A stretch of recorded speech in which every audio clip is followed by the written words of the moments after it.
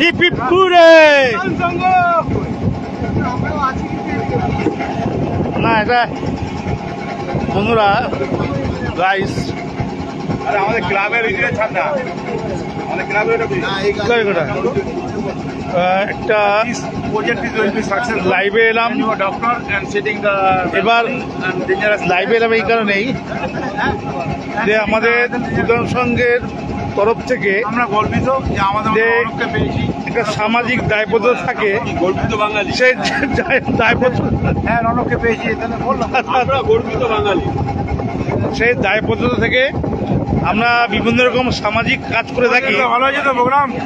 তা আমরা ক্লাবের পাশাপাশি ক্লাবের প্রিমিসেসে সামাজিক কাজ করে থাকি, কিন্তু এবছর আমাদের থিমটা চিন্তা ভাবনা অন্য ছিল যে আমরা দূর থেকে দূরান্তর, বন থেকে বনান্তর, দিক থেকে দিগান্তর আমরা ছড়িয়ে দেবো আমাদের সামাজিক কর্মসূচি।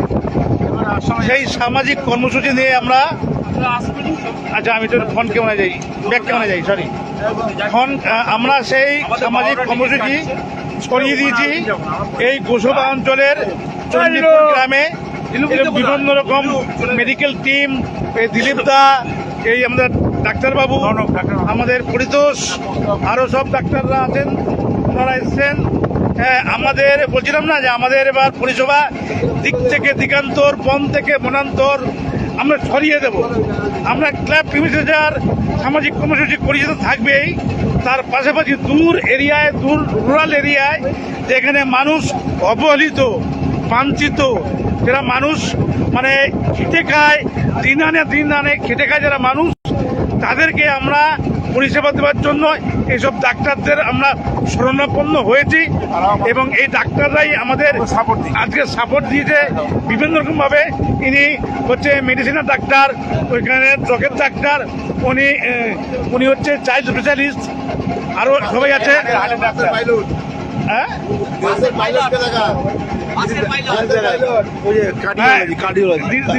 কার্ডিওলজি, হ্যাঁ এরকম বিভিন্ন সব ডাক্তার। আর আমাদের পরম সৌভাগ্য এরকম that is cultural secretary of India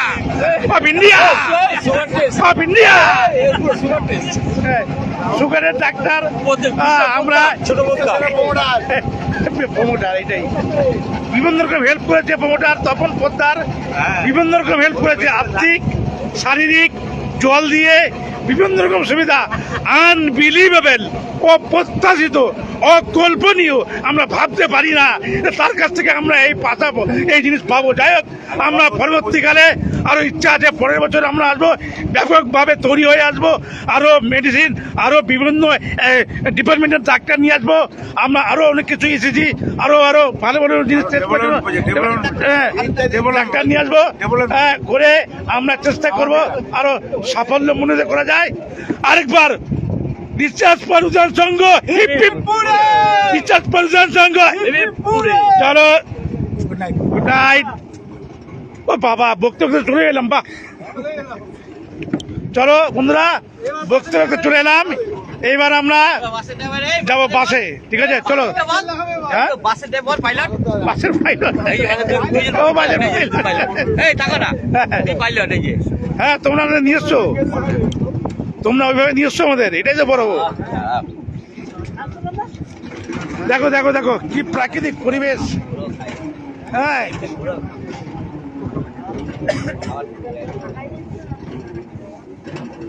Gautam sir, কে রে? এই যে গৌতম স্যার, দাদা আপনার ভাই গৌতম স্যার তো এখানে আছে। গৌতম দা বল কিছু, কি সোনুভ পাল না কি আছে সৌনভ পাল, কে রে? খেলোয়াড় মনে হয়, খেলোয়াড়ই হবে। এই যে গৌতম স্যার আছে, দাঁড়িয়ে আছে, কিছু বলবে? বলুন স্যার বলুন। কাদা জলে, কর্দমাক্ত জলে ফুটবল খেলে জানি, কিন্তু কর্দমাক্ত অঞ্চলে যে গাছ পোঁতা যায় সেটা দেখিয়ে দিয়েছে, দৃষ্টান্ত স্থাপন করে দিয়েছে আমাদের কাছে। অনেক বল ধরেছে, আবার চেষ্টা করেছিল কিন্তু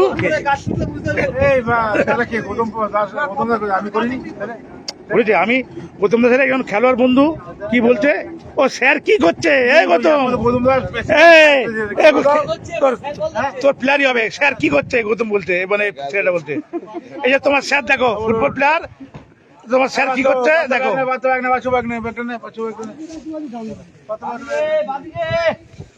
उसको चलना होगा उसको चलना होगा চলো হ্যাঁ ওই গাড়িটা আটকে দিল ওই ওটার কথা বলো তাহলে আমার চার্জ চলে যাবে চার্জ দিতে হবে এবার হাফ প্যান্টটা পরতে পারে কিছু করার নেই এ আমার ব্যাগ ব্যাগ ব্যাগ ব্যাগ আমার ব্যাগ ব্যাগ রে একটু আমার একটা জিনিস চলে এসছে ভুলে যাচ্ছিলাম একটা ব্যাগটা রে এইখানে থাকিনি তো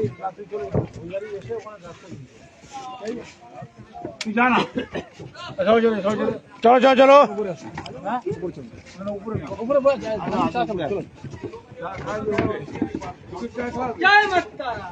এ এ পার্থ জল নে এ পঞ্চাশ পৃথিবীর সেরা গিফটে জল নে না আমাদের বোঝে না জল নে একটা